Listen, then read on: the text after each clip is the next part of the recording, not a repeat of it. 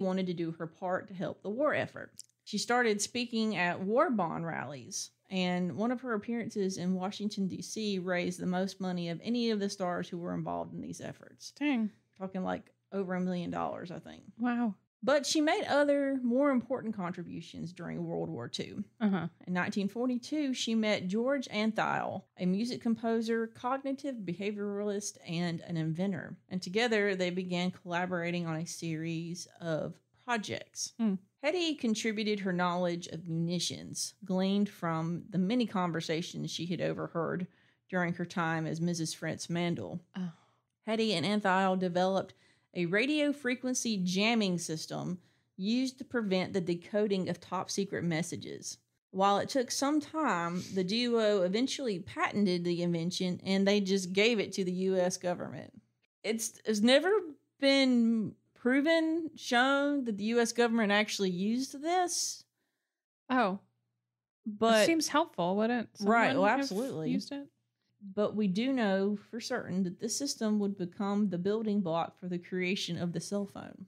Oh. So... Wait, the signal jamming? Mm-hmm. Okay. I mean, if you think about it, how many people use cell phones? And I mean, how did they not all get scrambled up? Oh, because so you engineer the reverse. Something like that, yeah. Okay. So... Oh, yeah. So okay. we have cell phones because of Hedy Lamarr and George Antheil. Sadly, Hedy's private life was not as successful as her scientific or acting careers. In 1943, she married for a third time to English actor John Loder, which... Was he famous? Not really. But she married him in L.A., right? This is still in the... She's in the States now. Yeah. Okay. Yeah. He was imported. Yeah. And of all her husbands, he was probably the only one that was even... Of all of them. Close to being as good looking as her. Oh. The couple would have 2 children, a daughter Denise and a son Anthony. But the marriage only lasted 4 years. Loder also adopted Hedy's son James, but she soon shipped the troubled boy off to boarding school.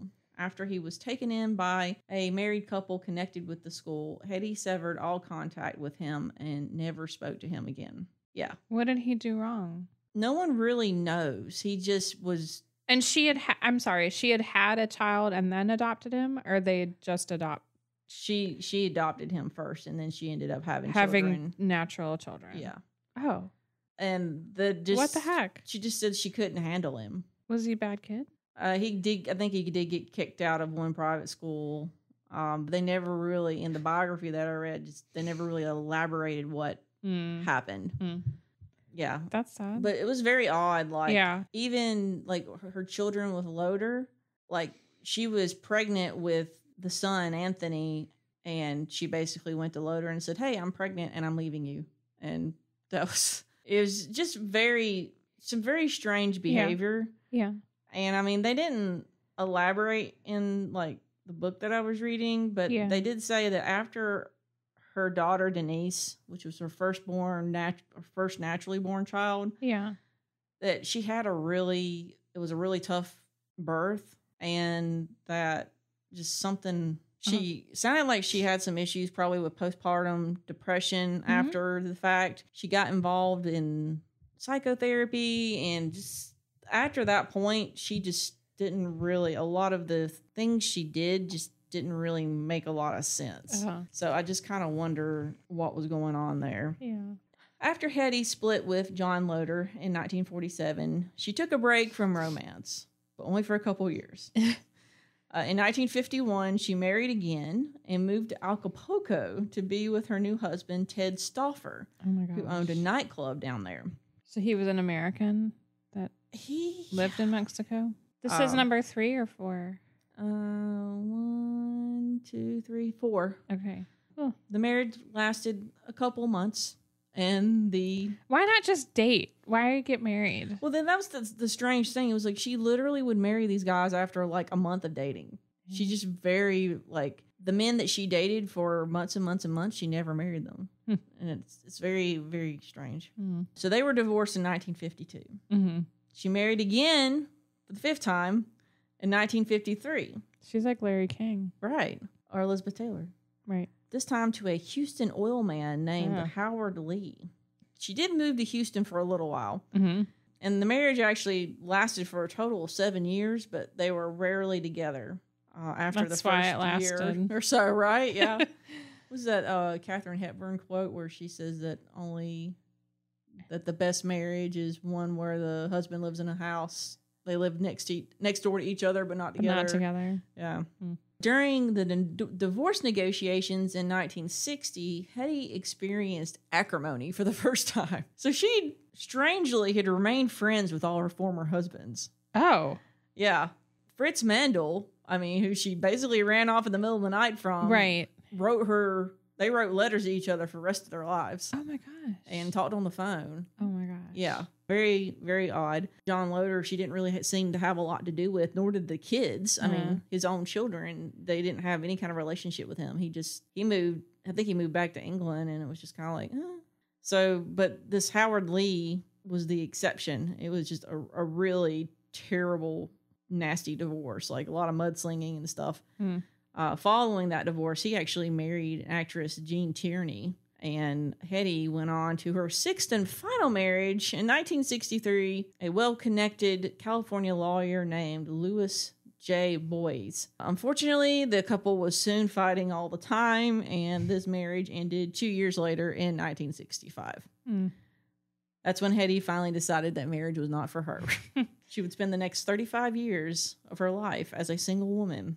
One of the most scandalous moments of Hedy's life occurred in 1966, the year after her final divorce. This was the year that she was arrested for shoplifting several items. Oh, no. From a Los Angeles department store. Like she needed to steal. She must have been loaded. Unless she spent all her money. Well, no, there's no way. She had way too much money to be able to spend it all. Actually, she was in the middle of some really serious financial problems. At one point in time, she was living in a house that had no furniture in it. What? Yeah. I don't know how that's possible. Because wouldn't she have also been collecting from the ex-husbands? And then she was making, $9,000 a week? Well, that was a long time ago.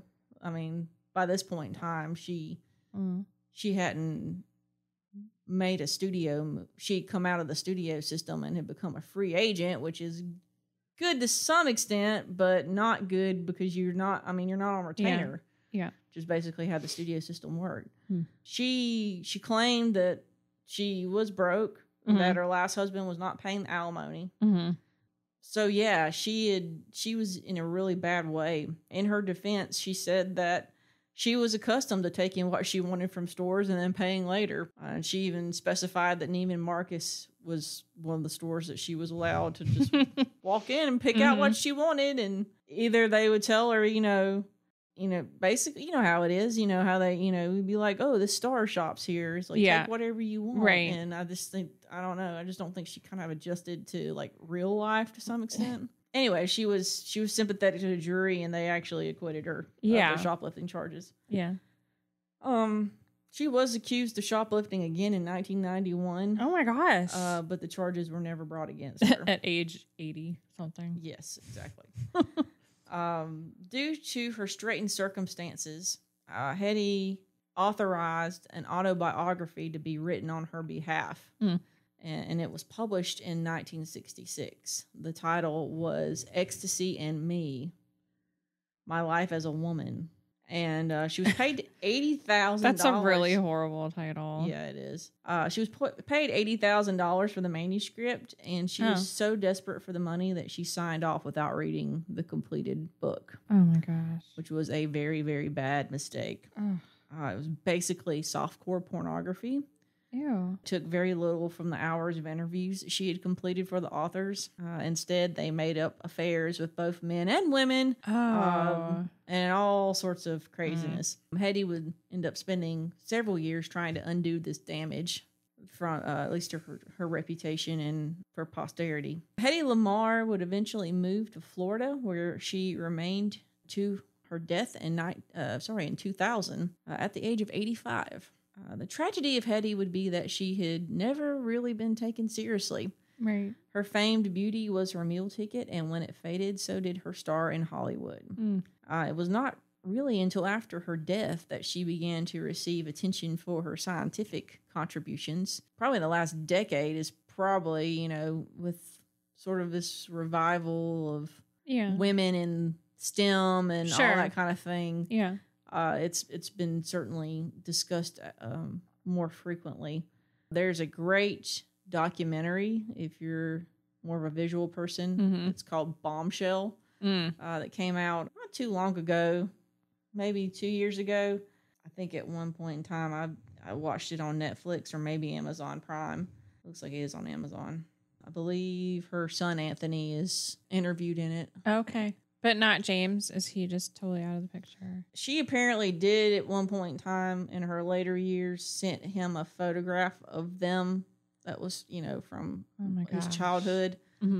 He actually became a police officer and lived in Nebraska. Yeah. So random. Yeah. And, you know, just led a really normal life. She did not put him in the will. And according to Denise and Anthony, the two natural children, they were, you know, left everything that she had, which by that point in time, she'd recouped some of the money. So, I mean, there was several million that was left. They say that they were actually intending on giving him some of that money, but he beat them to the punch and filed a lawsuit to get some of the money. And I think they ended up settling out of court and sort of burying the hatchet or whatever because they were like, hey, you know. Yeah, it's not their fault that the mom was kind of odd. I guess if he just wanted to make sure that he wouldn't be forgotten, though. Right, exactly. But it seems weird that you would do it litigiously instead of just approaching. I don't know. Anyway. So, yeah, I read her biography. It was entitled Beautiful. And that came out fairly recently? Beautiful, The Life of Hedy Lamarr by Stephen Michael Scherer. 2010. So. Oh, okay. Yeah, it was not too far off when I said it's been a minute, about the last 10 years that she's really started coming more to the public consciousness. Yeah. Because like I said, you know, she was in, you know, plenty of movies with well-regarded actors and actresses, but there was nothing like, you know, certainly was no Casablanca or anything like that. And that was something weird that they said that she lost several roles to Ingrid Bergman, including Casablanca. Oh my gosh. She was considered for. It's like she was always on the cusp of, you know, of breaking through and becoming a really big star that we would probably, you know way better than we do now. And it never happened. And it just seemed to be the combination of being forced into movies that were just crappy. And I think Lana Turner was interviewed many years later and was asked who was the most beautiful actress in the, you know, the glory days. And she said, well, a lot of people believe that Hedy Lamarr was, but she couldn't act. Basically, like she couldn't act her way out of a paper bag. Oh no! You have to be a really, really good actor or actress to be able to do something good with a poorly written script. I think that she was definitely a victim of that, which is pretty sad. But I need to like look up some of these movies that she was in because I've never actually watched a movie with her in it. I haven't either. Anywho, so that is all we have for you tonight, folks. Check out our Instagram for photographs of Hedy and of the SS Normandie. Maybe you'll want to take a ocean voyage too after seeing the photos. We'll do our own research on the North Atlantic cruise. What was it? Northern European. There you go. Cruise. So yeah, that was. They have a slightly cheaper one that's like 14 days and it leaves from England instead of New York City. And it was like $1,500 a person. I'm like, yeah, that works. I would be quite content with taking a trip on the QE2, but I also want to go on the Orient Express. Same. All right. So until next time, we will be sitting here dreaming about the trips we want to take. And you will be checking out our Instagram and following us, subscribing, and generally interacting with us on the internet because we like to hear from you. We do. If you have any ideas for future episodes,